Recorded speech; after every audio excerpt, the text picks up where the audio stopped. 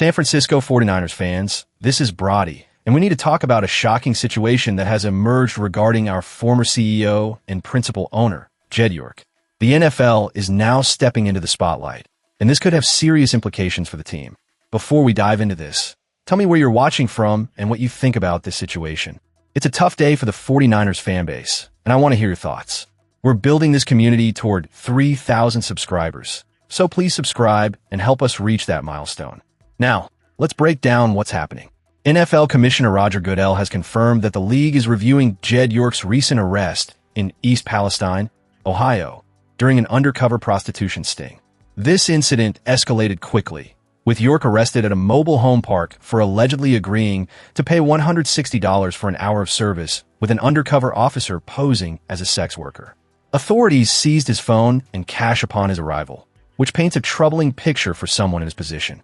Why does this matter to the San Francisco 49ers?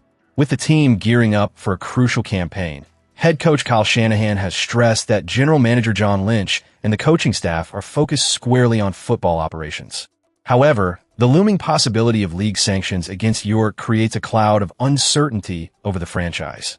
The NFL personal conduct policy imposes a higher standard on team executives and owners than it does on players, meaning York's actions could lead to significant repercussions for the organization. The immediate impact?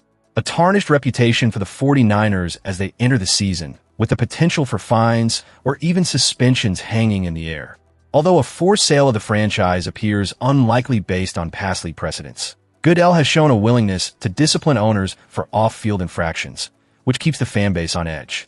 On the positive side, this situation may serve as a wake-up call for the 49ers to ensure they maintain a strong and responsible leadership structure moving forward. A strong front office is critical to the success of any franchise, and addressing these issues head-on could allow the 49ers to move past this controversy. But let's not ignore the risks here. The biggest criticism stems from how this could distract the organization and potentially affect team morale as they prepare for the season. The players and coaching staff need to stay focused, but with this scandal unfolding, that might become increasingly difficult. In my honest opinion, the 49ers need to take immediate action to distance themselves from this incident and reassure the fan base and players alike. This situation reveals just how much is at stake, not only for the franchise's future, but also for its reputation in the league. As we continue to monitor the developments regarding Jed York and the NFL's investigation, let's shift our focus to another critical matter affecting the 49ers.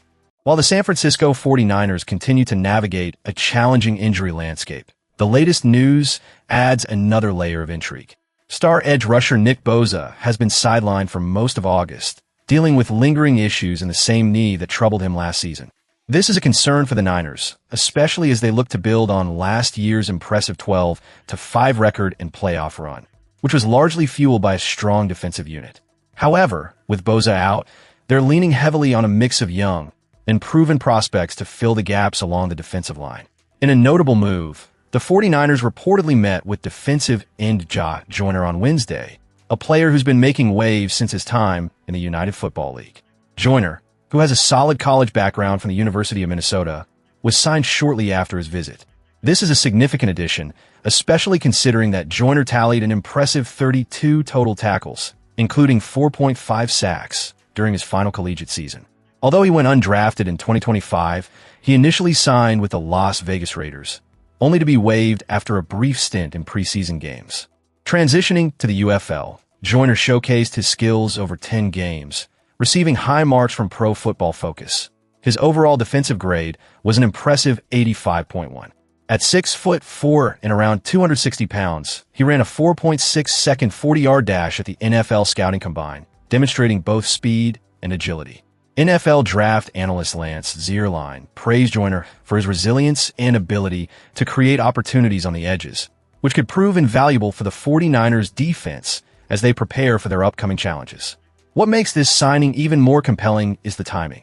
The 49ers will face off against Joyner's former team, the Raiders, in their final preseason game this Thursday.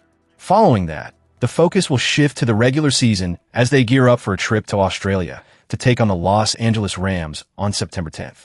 Now, with an eye toward the future, this acquisition of Jah Joyner could bolster the defensive line while Bosa continues to recover. However, the real question remains, Can Joyner adapt to the NFL level quickly enough to make an impact? This signing could either be a stroke of genius or a gamble that leaves the 49ers with more questions than answers. Up next, we'll dive deeper into the implications of this signing on the team's overall defensive strategy. And to wrap things up, we need to address the critiques floating around from former 49ers safety Donte Whitner regarding our cornerbacks Renardo Green and Jack Jones. Now, while Whitner's comments might sound alarming at first, they don't quite hold up when we dig into the details. Whitner highlighted Renardo Green as a young, physical talent, but raised some eyebrows by questioning his reliability on the field. He stated, "Renardo Green has talent. He's young and physical, but now we're starting to see a pattern with injuries. I don't care how talented you are. If you aren't available, I can't trust you." Now, I get the concern. Green is indeed dealing with some hamstring issues, but let's look at the bigger picture. In his first 2 NFL seasons, Green has played in 31 of 34 regular season games. That's a second-round pick from the 2024 draft out of Florida State, who has shown he can be available. So, while injuries are a concern for any player, questioning Green's availability right now seems a bit misplaced. Then there's Jack Jones. Whitner gets it right when he points out the inconsistency in Jones' play. He noted, he gives you experience and ball skills. He'll make a play that will make you say, damn, that was nice. And 2 series later, he'll do the same things that will make you say, what the hell was that? That's inconsistency. And it's true. Jones had a coverage grade of just 54.7 last year, which is concerning. However, he performed much better against the run, ranking 14th at his position. The reality is he allowed a passer rating of 112.7 when targeted, which isn't ideal for a cornerback. But here's where I think Whitner misses the mark. Treating Jones as if he's a starter is misleading. He's on a $1 million deal and isn't expected to play a central role. The 49ers have depth with Renardo Green, Upton Stout, and Diamador Lenore. Plus, they drafted Ephesians Prysock, who I expect will see the field over Jones. So do I think our secondary is the best in the league? No, but I really like the depth we have and the strength of our front 7, which will help alleviate some pressure in the passing game. With Raheem Morris at the helm, I have confidence that our corners will be put in favorable positions to succeed, especially with solid safeties like Malik Mustafa and Jair Brown backing them up. In conclusion, while I respect Donte Whitner and his contributions to the 49ers, his take on our cornerback room feels a bit off.